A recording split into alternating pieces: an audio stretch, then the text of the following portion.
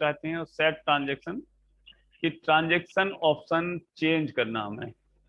अब जैसे इसमें आइसोलेशन लेवल आ रहा है, रोल बैक सेगमेंट, तो इसमें कुछ पॉइंट तुम बाद में समझ पाओगे जब हम डिस्कस करेंगे। Now control come to data dictionary. तो एक्चुअली क्या होता है कि डेटा डिक्शनरी है क्या?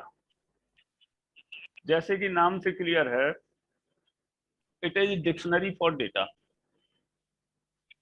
यानी मेटा डेटा या डेटा अबाउट डेटा। यानी जो हमने डेटाबेस में ऑब्जेक्ट बनाए हैं, टेबल्स, फॉर्म्स, फिगर्स, तो इन ऑब्जेक्ट से रिलेटेड जो डेटा है,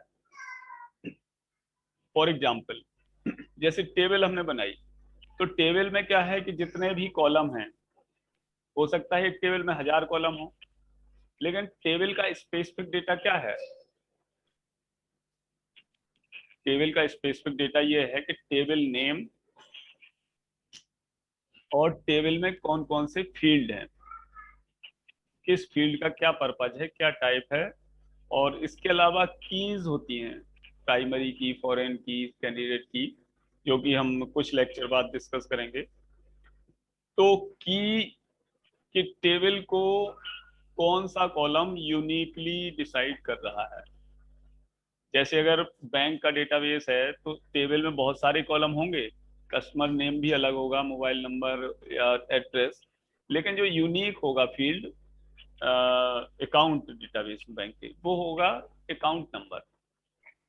तो account number as a primary key work करेगी। तो ये जो टेबल ऑब्जेक्ट या डेटाबेस से रिलेटेड जो इंफॉर्मेशन है, वो डेटा डिक्शनरी में अपने आप सेव होते रहते हैं बाय द डीबीएमएस। एक तरह से ये भी एक डेटाबेस है। अगर तुम्हारी 20 टेबल हैं डेटाबेस में, कंप्लीट डेटाबेस में, कंप्लीट प्रोजेक्ट में 20 टेबल्स हैं, तो 20 टेबल का नाम और उनका इंफॉर्मेशन किस में होगा? डेटा डिक्शनरी में।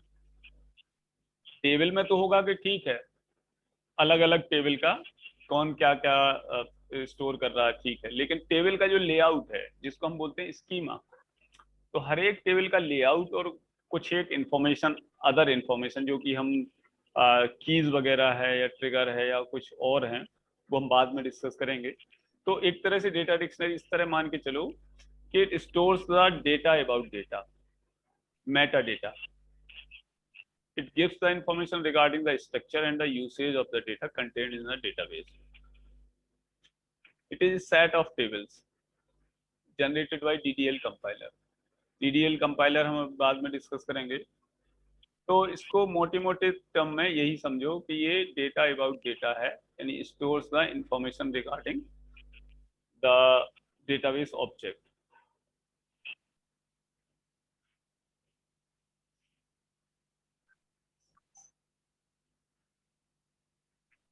तो मीटिंग अपनी खत्म होने वाली है कुछ एक सेकंड में,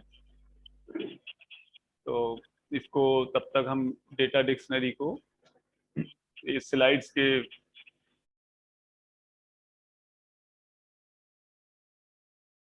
लोग डिस्कस कर रहे थे डेटा डिक्शनरी। ओके, तो डेटा डिक्शनरी हमारा क्या है कि जैसे मैंने बताया था, it is a Meta data, data about data. जो भी डेटा टेबल्स ऑब्जेक्ट के करस्पॉन्डिंग और किसी भी कंस्ट्रक्ट के करस्पॉन्डिंग जो यूजर ने चाहे यूजर के द्वारा बनाया, किसी भी यूजर के द्वारा बनाया गया हो, वो उसका जो स्कीमा है वो डेटा डिक्शनरी में स्टोर रहता है। तो यहाँ तक हमने डिस्कस कर लिया था। अब हम आते हैं डेटा स्टोरेज एंड डीडीएल।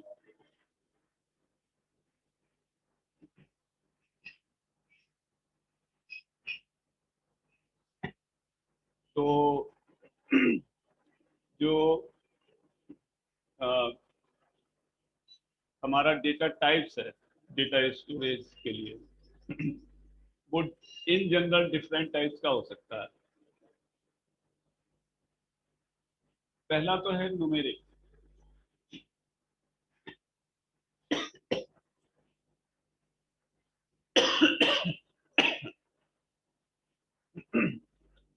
तो न्यूमेरिक डेटा में जो टाइप्स मतलब वैल्यूज होंगी वो केवल नंबर्स होंगी। दूसरा हमारा जो है वो है data type alpha numeric. That means the combinations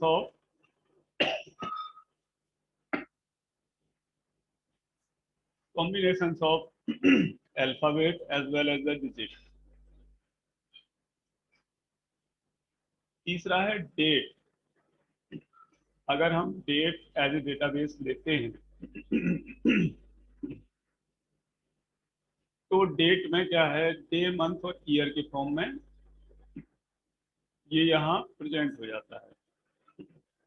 तीसरा है टाइम। तो नेक्स्ट टाइम जो टाइम का फॉर्मेट होता है hours, minutes and second. Next है लॉजिकल यानी बुलियन डेटा। तो बुलियन डेटा जो होता है जैसे सी प्लस प्लस और जावा में हम पढ़ते हैं ट्रू फॉल्स यस नो, दो पॉसिबिलिटीज। और उसके बाद है लास्ट मेमो टाइप। तो मेमो टाइप ऑफ डेटा में क्या है कि ये अल्फा न्यूमेरिक डेटा है लेकिन हमारा जो बहुत ज्यादा कैरेक्टर का होता है। जैसे अपने एसक्यूएल में हम मेमो टाइप के डेटा को यूज करते हैं वेर कैर नाम से, वेर कैर 2 नाम से।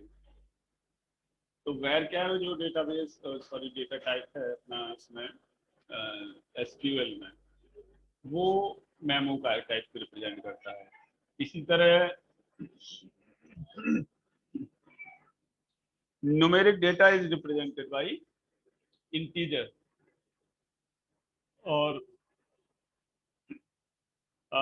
दूसरा फिर ये अल्फा न्यूमेरिक और मेमो, वेर कैर, कैरेक्टर